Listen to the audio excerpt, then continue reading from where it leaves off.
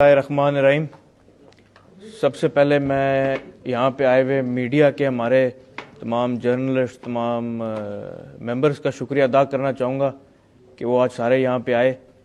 और आज मैं आप सारों से बात करना चाहूँगा जो सुबह खबर चली कि मुझे हमारी जमात की तरफ से लीडर ऑफ द अपोजिशन के लिए नॉमिनेट किया गया है। हमारे पार्लिमानी लीडर चौधरी मोनस इलाही साहब ने मुझे नॉमिनेट किया परवेज़ साहब की मुशावरत के साथ। और हमें इत्तला मिल रही थी कि पिछले कुछ दिनों से कि ये जो इम्पोर्टेड हुकूमत हमारे ऊपर आके बैठी है पिछले कुछ हफ्तों से, इन्होंने एक प्रोग्राम बनाया हुआ था कि जो मुनहरफ पीटीआई के अरकान हैं उनके बीच में से एक लीडर ऑफ द अपोजिशन वो चुनेंगे। और अभी भी वो उसी प्लान पे चल रहे हैं कि उन्होंने उसमें से किसी को लीडर ऑफ द अपोजिशन बनाना है। और हमारी जमात अगर उम्मीदवार ना खड़ा करे तो इसका ये मतलब था कि हम इस इम्पोर्टेड हुकूमत को और इनके इम्पोर्टेड अपोजिशन को मंजूर कर रहे हैं, और ये हरगिज़ नहीं हो सकता। इस वजह से हमारी जमात ने मुझे एज ए उम्मीदवार खड़ा किया। और नंबर्स गेम की जब बात करें तो जाहिर बात है कि पीटीआई के कोई 20-25 हैं मुनहरफ अरकान जो इस वक्त अपोजिशन में बैठने की कोशिश में है, लेकिन इस अवाम ने, इस मुल्क ने यह देखा है कि वो वही मेंबर्स हैं जो सिंध हाउस में बैठे रहे, ये वही मेंबर्स हैं जो पीपल्स पार्टी के साथ, नून लीग के साथ इन्होंने अपने मामला सारे तय कर लिए हैं कि अगला इलेक्शन इनमें से किसी ने पीपल्स पार्टी से लड़ना है, किसी ने नून लीग से लड़ना है, किसी ने मौलाना फजल रहमान साहब की पार्टी से लड़ना है। और अगर यही आके अपोजिशन बेंचेस पे लीडर ऑफ द अपोजिशन के तौर पे बैठेंगे तो हमारी एक डमी हुकूमत, एक रबर स्टैंप गवर्नमेंट बन जाएगी। इसके लिए हम लोग निकले हैं इंशाल्लाह ताला। हमने अल्लाह के फजलो करम से इम्पोर्टेड हुकूमत का भी बड़ा मुकाबला किया है और इंशाल्लाह ताला इस इम्पोर्टेड अपोजिशन का भी मुकाबला हम लोगों ने करना है। अगर किसी के कोई सवाल हैं तो वो बेशक पूछ सकता है। जैसे कि आपको पता है कि जो पाकिस्तान पीटीआई है, तहरीक इंसाफ है, ये तो सारे इस्तीफा दे चुके हैं। बिल्कुल। आपको फिर दूसरी किस जमात के साथ सपोर्ट होगी? देखें, हमारी अपोजिशन में इस वक्त दो जमातें हैं, एक जीडी है और एक पीएमएलक्यू है। पीटीआई ने अपने इस्तीफे दे दिए हैं और अब उनके इस्तीफे मंजूर होते हैं नहीं होते वो एक अलहदा बात है। बट तीसरी जो एक कुव्वत है वो है जो पीटीआई के मुनहरफ अरकान है, सबसे ज़्यादा तादाद उनकी है, उसके बाद हमारी और जीडीए की बराबर है।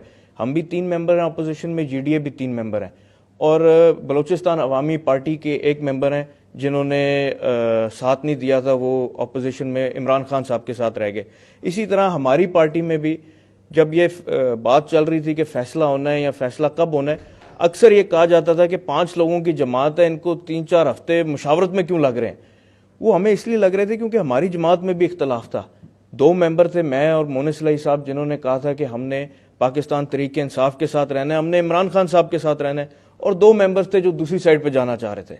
इस वजह से हमारी जमात में भी इख्तलाफ हुआ, जिसकी आज ये वजह है कि हम 5 मेंबर थे, उसमें से 2 इस वक्त गवर्नमेंट बेंचेस पे बैठ गए और 3 हम अपोजिशन बेंचेस पे। इसी तरह बलोचिस्तान अवामी पार्टी में हुआ, उनके आई थिंक 4 मेंबर्स थे, 3 उनके चले गए हैं गवर्नमेंट के साथ और 1 उनके मेंबर इस वक्त अपोजिशन में बैठे हुए हैं। सारिक साहब के अकाउंट्स में एक ट्वीट पढ़ रहा था जिसमें ये लिखा हुआ था कि वो शुजात साहब की पार्टी है, काफी उसका फैसला वो करेंगे। तो जो आप ट्वीट पढ़ा है, जो ट्वीट इस वक्त काफ़ी वायरल भी हुआ है, वो एक किसी ने फेक अकाउंट बनाया है, जिस फेक अकाउंट से वो ट्वीट हुआ है, तो उसमें कोई हकीकत नहीं है। अच्छा सर, ये बताइए कि क्या मुनहरफ जो अरकान है उसके साथ साथ जो आपके बंदे गए हैं उस तरफ, क्या उनको भी मनाने की कोशिश की जा रही है अभी तक? नहीं, इस वक्त नहीं की जा रही। हमारी तरफ से भी जो गए हैं, आखिर हमारी पार्टी के जो ओहदेदार हैं उसमें मैं नहीं हिस्सा, क्योंकि मैं ना अपनी जमात में किसी भी ओहदे पे बैठा हूँ।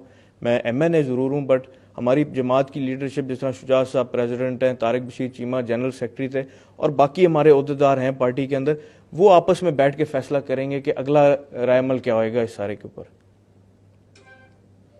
एक तरफ तो आपकी तारिक बशीर चीमा, जैसे आपने बताया कि वो जनरल सेक्रेटरी हैं, शुजात साहब मरकजी प्रेसिडेंट है। एक तरफ आप बता रहे हैं कि कुछ लोग आपके 3 आप लोग हैं अपोजिशन के साथ हैं, 2 उसके साथ हैं, तो क्या वो लोग जो आपको ये जनाब, आपके सवाल का मैं आपको जवाब देता हूँ। लोग कहते हैं कि इनको नोटिस भेजें, मुझे तो डर लगता है हमें नोटिस आ जाएंगे। नहीं, लेकिन वो जो ओहदेदार है पार्टी के, क्या वो ओहदे भी उनके पास रहेंगे या वो उधर से हटा? ये अब जमात की जब हमारी पार्टी की मीटिंग होगी उसके अंदर अब सारे अगले फैसले होंगे इंशाल्लाह। पे तो नहीं निकलने जा रही? नहीं, ऐसी कोई बात नहीं है। बाकी जो मैं एक और बात मीडिया के ज़रिए शेयर करना चाहूँगा सारों से, वो ये है कि मैंने ये बात इंशाल्लाह फ्लोर ऑफ द हाउस पे भी करनी है कि जो हॉर्स ट्रेडिंग हमने पिछले 2 महीने के अंदर देखी है, ये ना सिर्फ पार्टियों के लिए मुश्किल है बल्कि ये हमारे मुल्क के लिए एक बहुत बड़ी परेशानी बनेगी। अगर आज आप देखें कि कोई भी दुनिया की ताकत 2-4 अरब रुपए इस्तेमाल करे तो हमारे मुल्क में हुकूमत इधर से उधर हो जाती है। फ्लोर क्रॉसिंग के ऊपर एक असूल होना चाहिए, एक कानून हो जाती है। फ्लोर क्रॉसिंग के ऊपर एक असूल होना चाहिए, एक कानून होना चाहिए कि अगर किसी मेंबर ने फ्लोर क्रॉसिंग करनी है तो वो उस जमात से इस्तीफा दे, दोबारा इलेक्शन लड़के आए, दूसरे प्लेटफॉर्म से आए, दूसरे मैंडेट से आए और फिर आके जिधर मर्जी जाना चाहता है, जिधर मर्जी वोट डालना चाहता है डाले। मेरी ये जो मेंबर्स पीटीआई के मुनर्रफ हुए थे उनसे भी ये सवाल है कि जब 2018 का इलेक्शन हुआ था, कहीं ना कहीं इमरान खान जिंदाबाद का नारा तो मारा होगा, कहीं ना कहीं इमरान खान या पाकिस्तान तरीके इंसाफ के नारे तो मारे होंगे वोट लेने के लिए। मुझे इस बात का इल्म है, मैं पाकिस्तान तरीके इंसाफ की टिकट से नहीं लड़ा, मैं सिर्फ सीट एडजस्टमेंट पे उनके साथ था। लेकिन मैं पाकिस्तान तरीके इंसाफ के NA 68 में जलसों में भी गया, उनके साथियों को जाके मिल के मैंने उनसे वोट की रिक्वेस्ट भी की थी, उन्होंने वोट डाला भी मुझे। और मैं उसी मैंडेट को मद्देनजर रखते हुए मैंने ये फैसला किया था कि जब 2018 में अगर एक बंदे ने भी मुझे वोट दिया है इमरान खान के कहने पे, तो उस एक बंदे की भी मैंने इज्जत रखनी है और उसका वोट का हक अदा करके दिखाना है उसको। और मेरा यही सवाल है इन MNA से जो आज PTI की सीटों पे जीते हुए मुनर्रफ होके ऑपोजिशन में बैठने की कोशिश कर रहे हैं कि आप लोगों ने अवाम का मैंडेट लिया था PTI के कहने पे। मैं इलेक्टेबल्स की सियासत समझता हूं, हम सारे इलेक्टेबल्स गिने जाते हैं, लेकिन आप लोग अगर इलेक्टेबल्स अपने आप को कहते हैं, आपको 1000 वोट, 5000 वोट, 10,000 वोट, कुछ ना कुछ तो PTI का या इमरान खान साहब का वोट पड़ा था। उस वोट की इज्जत रखते हुए, उस अवाम की इज्जत रखते हुए आप सारों को चाहिए था कि आप लोग पहले इस्तीफे देते, फिर दोबारा इलेक्ट होके आके जिस मर्जी पार्टी के साथ वोट ऑफ कॉन्फिडेंस के साथ देते, वो अलहदा बात थी। बट जो तरीका इस दफा अपनाया गया, जो तरीका पिछले 2 महीने में अपनाया गया, इससे ज्यादा मैं नहीं समझता शर्मनाक कोई बात हो सकती है कि ये एक वाज़ेह मैसेज जाता है पूरी दुनिया को कि आप 2-4 अरब रुपए खर्च करो पाकिस्तान में तो हुकूमत इधर से उधर हो सकती है। हम लोग इंशाल्लाह ताला, मैं, मोनिस इलाही साहब, परवेज साहब, हम खड़े थे इमरान खान के साथ, हम खड़े हैं उसके साथ और इंशाल्लाह आगे भी खड़े रहेंगे। और मेरा लीडर ऑफ द ऑपोजिशन के लिए नॉमिनेट होना सिर्फ और सिर्फ ये वजह है कि हम नहीं चाहते कि एक रबर स्टैंप हुकूमत बने। हम नहीं चाहते कि वही लोग जो पीपल्स पार्टी से अगला इलेक्शन लड़ेंगे, जो नून लीग से अगला इलेक्शन लड़ेंगे, वो बैठ के ऑपोजिशन में तकरीरें करें, क्योंकि वो हकीकी ऑपोजिशन नहीं है। उनकी अंदर से जो डोरे मिल रही हैं वो सारों को पता है किस किस जमात से मिल रही हैं।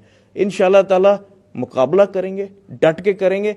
पहले सिर्फ एक इंपोर्टेड हुकूमत का मुकाबला कर रहे थे, अब एक इंशाल्लाह इंपोर्टेड ऑपोजिशन का भी मुकाबला करके दिखाएंगे। अच्छा, आपकी ये जो नामजदगी हुई है इसमें चौधरी शुजात साहब की मुशावरत भी शामिल है, उनकी भी मर्जी शामिल है? देखिए, चौधरी शुजात साहब का बयान आपने सुबह पढ़ा था जो उन्होंने सालिक साहब के हवाले से दिया था।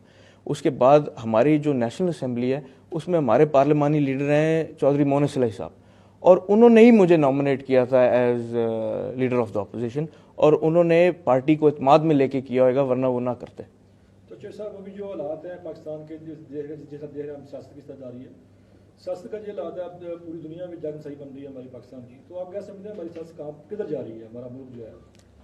मेरे ख्याल में हमारा मुल्क बेहतरी की तरफ जा रहा है, बिकॉज जो आपको नज़र आ रहा है, जो सबको नज़र आ रहा है कि अवाम अपने हक़ के लिए खड़ी हो गई है, और यही सबसे पहली निशानी है कि वाकई हमारा मुल्क अब बदलने लगा है। अब जो पुरानी रवायती सियासत या जो पुरानी सियासत थी उससे लोग बाहर निकल के सवाल पूछते हैं, उससे लोग बाहर निकल के एक हकीकत में देखना चाहते हैं कि एक लीडर या एक मुंतखब MNA अपने हल्के के लिए, अपनी आवाम के लिए और अपने मुल्क के लिए क्या कर रहा है। और अब लोग सवाल करते हैं, जिसकी वजह से मुझे लगता है कि इंशाल्लाह आहिस्ता आहिस्ता हमारे मुल्क की सियासत एक बेहतर ट्रैक के ऊपर चलेगी। तो क्या मौजूदा हुकूमत जो सब चल पाएगी? बहुत मुश्किल है। ये जो मौजूदा हुकूमत है ये 8-10 पार्टियों के साथ मिल के हुकूमत बनी है, उसमें हमारे भी 2 मेंबर शामिल हैं, बलोचिस्तान अवामी पार्टी के भी मेंबर शामिल हैं। तो आई डोंट थिंक कि ये हुकूमत ज़्यादा देर चल सकेगी, क्योंकि इख्तलाफ बहुत जल्दी इनके अंदर आएंगे और उसके अलावा अवाम का जो प्रेशर इनके ऊपर पड़ रहा है ये इंशाल्लाह इस हुकूमत की बर्दाश्त से बाहर हो जाएगा।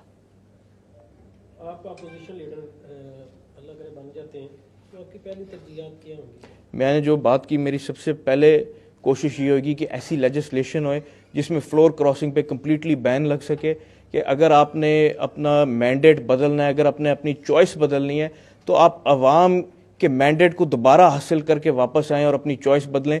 आपको फ्री में मैंडेट बदलने के लिए या फ्लोर क्रॉसिंग करने की इजाज़त नहीं होनी चाहिए। Thank you.